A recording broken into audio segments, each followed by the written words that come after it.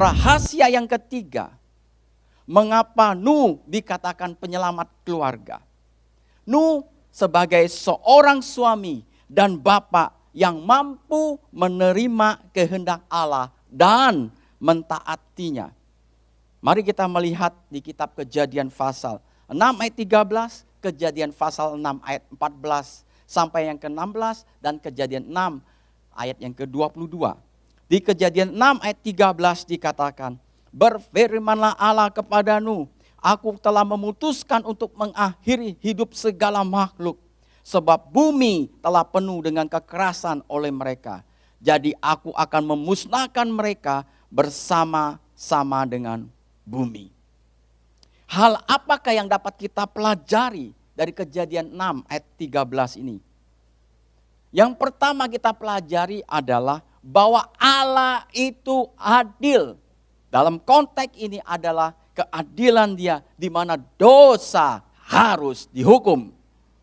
Roma pasal 6 ayat 23 dikatakan demikian. Sebab upah dosa ialah maut, tetapi kasih karunia Allah ialah hidup yang kekal. Dan ini perhatian bagi kita sebagai pemimpin rumah tangga, sebagai kepala rumah tangga, bahwa dosa adalah akan mendatangkan hukuman di mata Allah. Yang kedua yang dapat kita pelajari dari Kejadian 6 ayat 13 ini adalah Allah tidak mengenal dengan nama sistem suara terbanyak. Bukankah pada waktu itu seluruh masyarakat di mana Nuh berada melakukan tindakan-tindakan yang jahat, tindakan-tindakan yang melawan kebenaran. Hanya Nuh, istri dan keluarganya saja yang mengikuti kebenaran. Tetapi kalau berdasarkan suara terbanyak, semestinya Allah menghukum Nuh. Tetapi kenyataannya Nuh dibela Allah, tapi suara yang terbanyak itu dihukum Allah. Bapak ibu saudara sekalian, hal ini membuktikan bahwa Allah tidak mengenal sistem suara terbanyak. Allah hanya mengenal orang yang hidup benar sesuai dengan firman Tuhan. Nah kalau kita melihat di Kejadian pasal yang ke-6, ayat yang ke-14 dan 16. Ini merupakan satu perintah Allah kepada Nuh untuk ia membuat satu bahtera dengan ukurannya, tingginya, semuanya. Allah perintahkan bagi Nuh untuk melakukan hal tersebut. Perintah Allah kepada Nuh ini saya katakan tidak mudah dan berat. Kenapa tidak mudah atau berat? Karena tidak seorang pun yang mendukung Nuh untuk membuat bahtera tersebut. Dia hanya didukung oleh istri dan keluarganya, anak-anaknya. Terberat yang kedua, orang-orang mulai mentertawakan Nuh, mengejek dia, mengatakan dia gila. Saudara bisa bayangkan tekanan yang Nuh terima. Ini cukup berat untuk Nuh dapat melakukan perintah ini. Saya percaya Nuh telah coba untuk menjelaskan tujuan daripada pembuatan bahtera ini. Namun orang tidak peduli, bahkan orang mencemooh dia. Yang terberat selanjutnya untuk mentaati ini, Nuh menghadapi penolakan dan juga intimidasi dari orang banyak. Kalau kita terus membaca di Kejadian 6 ayat yang ke-22. Lalu Nuh melakukannya itu tepat seperti yang diperintahkan Allah kepadanya. Demikianlah dilakukannya. Kita bersyukur bahwa Nuh tetap meresponi semua yang Allah perintahkan tanpa kurang, tanpa lebih. Tepat seperti yang Allah katakan. Dengan kata lain, Nuh meresponi kehendak Allah dan mentaatinya. Dalam istilah perjanjian baru dipakai, sekalipun belum kelihatan, tapi Nuh tetap melakukan apa yang telah diperintahkan Allah dengan taat. Saya percaya ada banyak hal yang menghalangi Nuh untuk dapat mentaati kehendak Allah ini atau perintah Allah atas hidupnya. Yang pertama, mungkin Nuh merasa tidak mampu. Karena apa? Karena pembuatan bahtera tersebut hanya melibatkan keluarganya. Padahal bahtera itu ukurnya besar sekali. Hal yang kedua, rasa bosan, rasa malas. Karena membutuhkan waktu puluhan tahun untuk membuat bahtera tersebut. Dan hal selanjutnya yaitu rasa kecil hati. Karena terus diejek secara bertubi-tubi. Namun demikian, Alkitab mencatat bahwa Nuh taat total dan ia terus mengerjakannya dengan tekun sampai selesai pembuatan bahtera tersebut. Dengan kata lain, Nuh sebagai seorang pemimpin rumah tangga mampu menerima kehendak Allah dan mentaatinya. Sebagai berkat yang dia terima, ia diselamatkan dari badai air bah yang dahsyat tersebut. Oleh sebab itu Bapak Ibu Saudara sekalian, ketaatan adalah bukti kasih seseorang kepada Tuhan. Karena kasih orang akan menempatkan Tuhan sebagai yang terutama dalam hidupnya dan mau melakukan yang terbaik bagi Tuhan. Mari kita semua belajar bersama-sama dari kehidupan Nuh, bagaimana ia menerima kehendak Allah dan mentaatinya, sekalipun ada tantangan yang begitu berat dihadapinya. Izinkan saya Bapak Ibu Saudara sekalian, untuk mengingatkan kita semua sebagai orang percaya, secara khusus bagi bapak, kepala rumah tangga, pemimpin rumah tangga, untuk menerima setiap kehendak Allah melalui firman-Nya dengan hati yang lembut dan bertekad, bersedia untuk mentaatinya. Dengan cara demikian, maka keluarga kita masing-masing, saya percaya, akan mengalami sukacita dari Tuhan. Dengan bertindak menerima setiap kehendak Allah dan mentaatinya, kita sedang memberi perlindungan bagi anggota keluarga kita. Dengan bertindak menerima kehendak Allah dan mentaatinya, kita sedang membuktikan bahwa saudara mengasihi keluargamu. Dengan bertindak menerima kehendak Allah dan mentaatinya, kita sedang membuka jalan berkat Tuhan tercurah kepada anggota keluarga kita. Sebagai bagian yang terakhir, Alkitab mengatakan bahwa dunia di akhir zaman menjelang kedatangan Tuhan Yesus kali kedua bukan bertambah baik, tetapi malah sebaliknya akan menjadi semakin parah. Namun demikian, gereja Tuhan, orang percaya, kepala rumah tangga, bapak-bapak dan para suami harus mempertahankan keluarganya untuk hidup benar di tengah dunia yang tidak benar.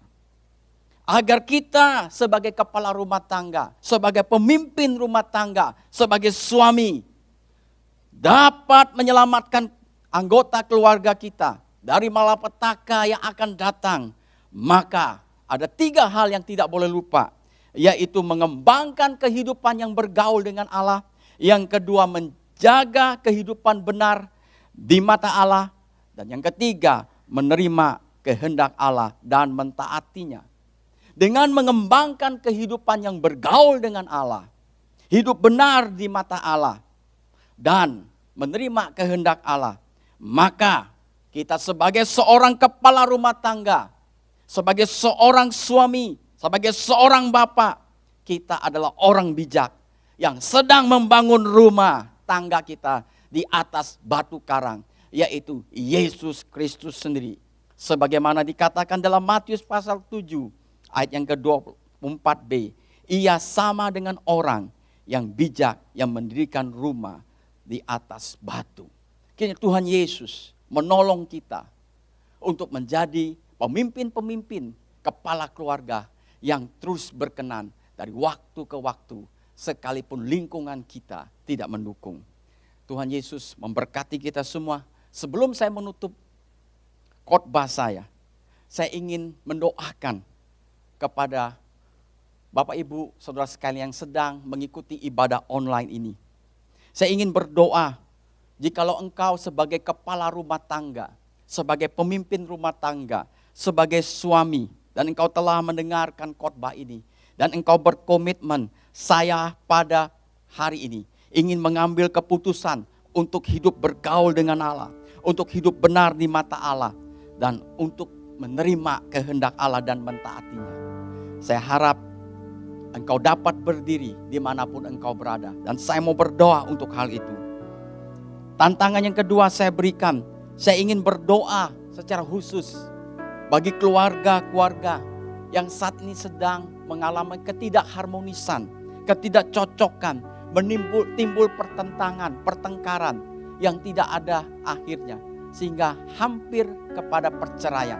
Saya ingin berdoa agar Tuhan tolong kita.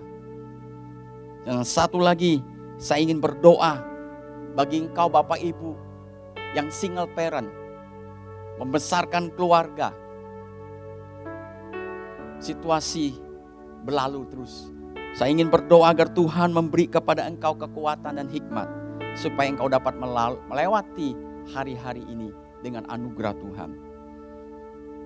Bagi tadi yang mau didoakan dimanapun sekali lagi engkau berada, silakan engkau berdiri di rumahmu atau di tempat dimanapun, dan angkatlah tanganmu dan kita mau berdoa. Tuhan Yesus, kami berdoa kepada setiap kepala rumah tangga yang pada saat ini meresponi firman Allah, dan mereka berdiri dan mereka berkomitmen kembali untuk membangun kehidupan yang bergaul dengan Engkau, untuk membangun kehidupan yang benar di mata Engkau, untuk menerima setiap kehendak Engkau dan mentaatinya.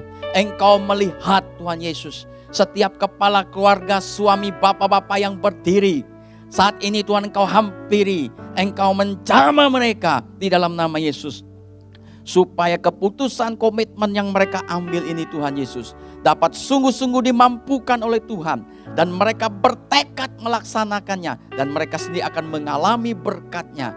Aku berdoa di dalam nama Yesus, kiranya kekuatan yang baru, pengurapan yang baru turun atas engkau dimanapun engkau berada saat ini. Di dalam nama Yesus, kuasa Allah turun menjamah engkau. Jadilah kuat, haleluya. Berdirilah teguh, karena Allah Yesus mengasihi engkau. Dan aku juga mau berdoa bagi engkau hubungan yang kurang harmonis suami istri, cekcok dan berujung hampir pada perceraian. Tuhan, Engkau jamah keluarga-keluarga yang demikian yang sedang berdiri. Mungkin mereka sudah berpisah untuk sekian lama, tetapi masih ada satu yang ingin mempertahankan, karena mereka tahu bahwa perceraian bukan kehendak Allah. Bapa, kami mohon Engkau hampiri pribadi itu, rangkul dia, berbicara dalam hatinya bahwa Engkau ada untuk dia, bahwa Engkau tidak pernah melepaskan dia. Di dalam nama Yesus Tuhan, Allah mampukan untuk dia tetap teguh berdiri di dalam nama Yesus Kristus. Dan kami berdoa agar kedua belah pihak suami dan istri dijamah Tuhan hatinya, dilembutkan mereka untuk mereka dapat mengakui kelemahan masing-masing, menerima satu dengan yang lain, dan memaafkan. Kami berdoa kuasa Tuhan menjamah hati-hati yang sudah keras, hati-hati yang sudah membatu di dalam nama Yesus. Kami juga berdoa bagi single parent yang membesarkan keluarga yang tidak mudah. Tuhan, kami berdoa Engkau melihat mereka sedang berdiri Tuhan Yesus.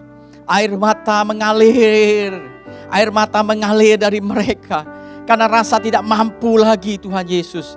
Anak tidak seperti yang diharapkan, melawan dan melanggar. Tuhan, Kau berkati orang tua ini yang single parent. Di dalam nama Yesus, aku berdoa, hapuskan air mata mereka dengan kebenaran janji-Mu bahwa bersama dengan Engkau mereka dapat melangkah, mereka akan melakukan perkara yang besar. Aku berdoa di dalam nama Yesus, Engkau jamah Tuhan Yesus setiap single parent yang sedang membesarkan anaknya. Oh haleluya, ekonomi yang mereka butuhkan, hikmat yang mereka butuhkan, pengetahuan yang mereka butuhkan, Allah Engkau curahkan di dalam nama Yesus Kristus Tuhan, mengalir supaya mereka juga dapat menghasilkan generasi-generasi yang diberkati oleh Tuhan, supaya mereka juga dapat membesarkan generasi-generasi yang memuliakan Engkau Allah. Engkau jamah, turun atas mereka jamahan yang baru di dalam nama Yesus. Terima kasih Tuhan Yesus, terima kasih, haleluya, haleluya. Terima kasih. Dan ini waktunya Kita akan berdoa dan menutup ibadah ini. Tetap saya mengajak kita semua yang sedang mengikuti ibadah, semuanya berdiri dimanapun berada. Tuhan Yesuslah penolong bagi setiap keluarga, kepala keluarga yang sedang mengikuti ibadah online saat ini, yang sedang bergumul mungkin dalam usaha bisnis dan pekerjaanmu, agar engkau dianugerahkan hikmat dan berkat dari Tuhan. Bagi mereka yang bergumul dengan sakit penyakit, aku berdoa di dalam nama Yesus Kristus, nyatakan kuasa kesembuhan oleh bilur-bilur-Mu ya Tuhan. Tuhan Yesus, tolonglah setiap anak-anak kami yang sedang belajar secara online, agar mereka dapat menyesuaikan diri dengan cepat. Dan pada akhirnya, angkatlah tangan-Mu dan terimalah berkat ini. Tuhan memberkati engkau dan melindungi engkau. Tuhan menyinari engkau dengan wajah-Nya dan memberi engkau kasih karunia. Tuhan menghadapkan wajah-Nya kepadamu dan memberi engkau damai sejahtera. Berkat ini turun atas hidupmu, atas keluargamu, atas generasimu, mulai hari ini dan sampai Maranatha, Yesus datang kali yang kedua. Haleluya, amin.